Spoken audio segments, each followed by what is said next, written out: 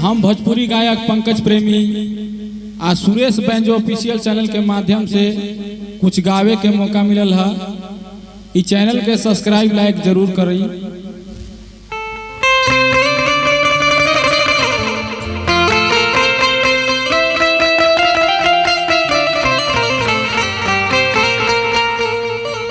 जेकर बुलावाया जाई उजैबे करी,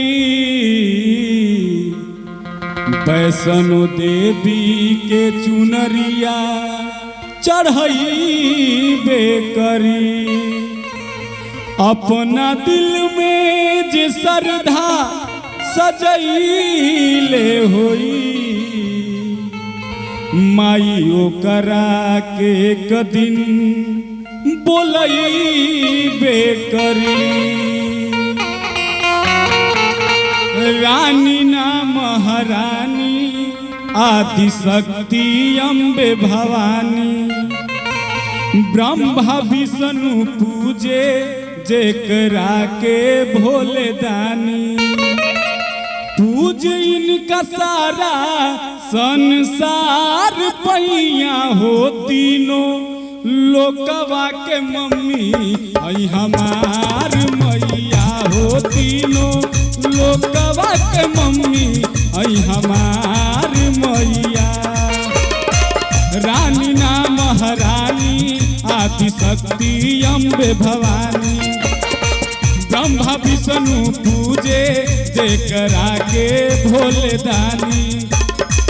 पूजे इनका सारा संसार पैया हो, तीनों लोकवा के मम्मी आई हमार मैया हो। तीनों लोकवा के मम्मी आई हमार मैया।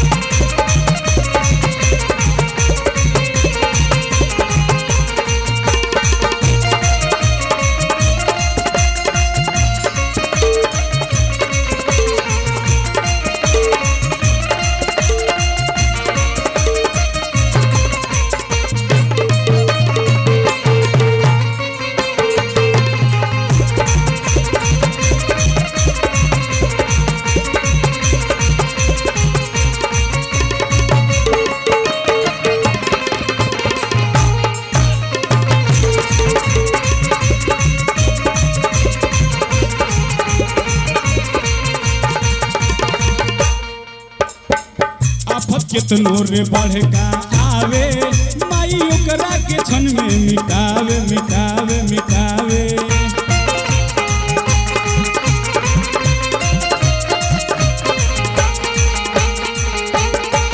बाटे जब जब जरूरत पड़ल, माई आवेली लजिया बचावे बचावे बचावे।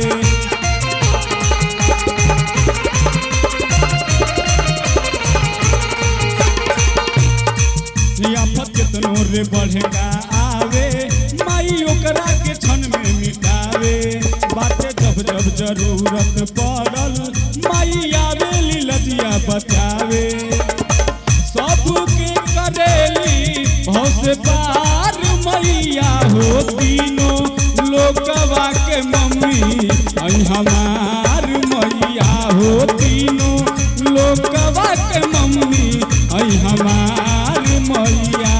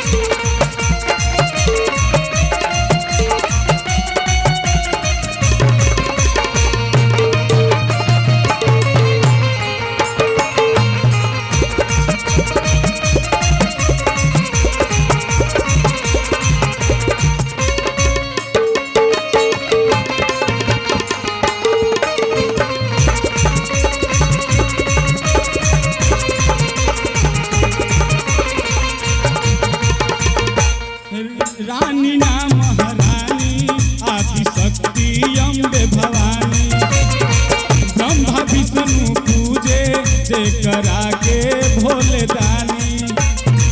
पूजे इनका सारा संसार पैया हो, तीनों लोकवा के मम्मी आई हमार मैया हो, तीनों लोकवा के मम्मी